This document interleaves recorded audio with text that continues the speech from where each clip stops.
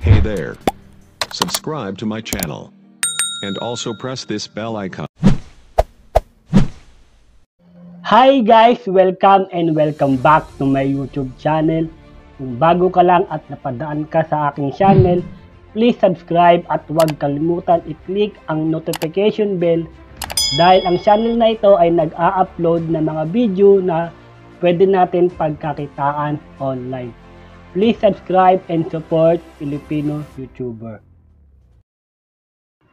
So guys, welcome back again. So for today's video, i-review natin ang bagong website mining ng Bitcoin. Ang pangalan niya is Mining Forever.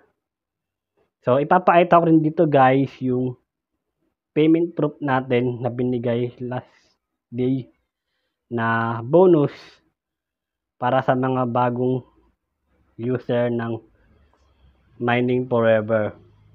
So guys, ipapakita ko rin dito kung paano mag-fill up at paano withdraw ng inyong na mining na cryptocurrency. So for now guys, i-scroll lang muna natin ang mga ibang feature ni Mining Forever. So bagong kumpanya lang daw siya guys. Naka-base ang company niya sa London. So yun guys, basahin nyo na lang. Hindi na natin kailangan basahin dito, baka magtagal tayo rito sa video na ito. So magsisimula na tayo sa next page. So yun guys, kung nakikita ninyo,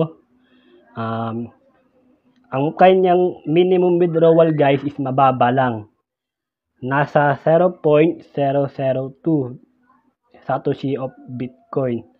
So pag kinonvert natin yan sa Philippine peso guys, nasa 500 din po yan.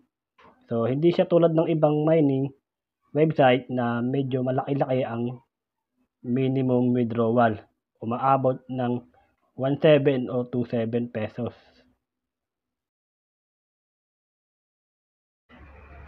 So guys, ito po is para sa mga viewers natin na wala pang ganito, naghahanap ng review o kung paano mag-fill up, mag-sign up.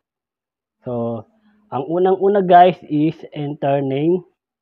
So, hindi na po kailangan ng real name. Dahil yung nilagay ko lang dito is my nickname. So, pangalawa guys, username, password, and then ulitin ulit yung password mo. And then yung email guys, importante dito guys, yung email active po. So yung pinaka-last, don't forget, enter your CAPTCHA.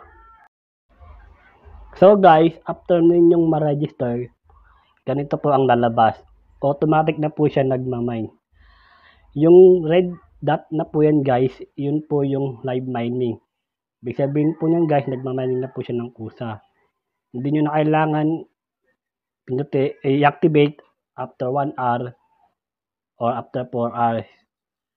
So, dire-diretso na po siya guys. Hanggat sa ma-reach nyo na yung threshold na hinihingi ni Mining Forever. So, napakadali lang guys ng ganitong mining site. So, pwede rin kayo guys mag-repair ng kaibigan ninyo at mga kakilala ninyo para madagdagan ang mining hash rate ng inyong account. So guys, okay na po tayo. Next page na tayo. So, i-explore nyo na lang guys ang website na ito.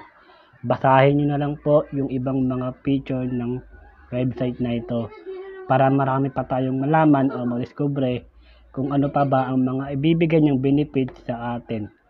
So, libre lang naman siya guys. Ang kailangan mo lang is maging active sa pagre-repair.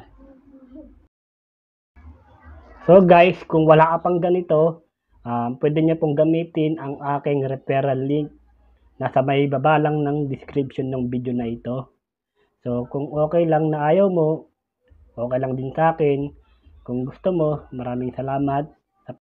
Maraming salamat sa paggamit ng aking referral link. Ipapakita ko na po yung payment proof. So, nag-email po kagabi ang admin ng Mining Forever. So, meron silang binigay na bonus sa lahat ng mga bagong user. So, meron silang binigay na bonus sa Litecoin. So, nakikita ninyo guys, i-withdraw natin siya. Pupunta ako sa Coinbase ko. So, yun guys, nakikita ninyo is 0. So, i-click natin yung LTC wallet. Yan. Kailangan natin yan i-copy yung wallet natin, wallet address. So, copy wallet address ng Litecoin. And then guys, bago nyo ma-withdraw, pumunta muna kayo sa settings. Hanapin niyo yung payment method. Then, ilagay niyo guys yung address ng Litecoin ninyo. And then, pag nalagay nyo na, change account data na. Pagkatapos nyo ma-account change data, ayan ang lalabas. So, kung nakikita nyo yan guys, your account data has been updated successfully. So, pupunta na tayo sa withdraw. Sa confirm na natin, ipo-confirm na natin siya guys. Yan, sa withdraw natin siya i-confirm. So, after nun guys, i-confirm natin guys para ma-withdraw siya. Kung napapansin niyo, meron nakalagay pending withdrawal. So, ibig sabihin po niyan, hindi pa pumapasok sa ating Litecoin wallet. So, tignan nyo ng mabuti guys. Yung oras is 5:52 AM, April 6.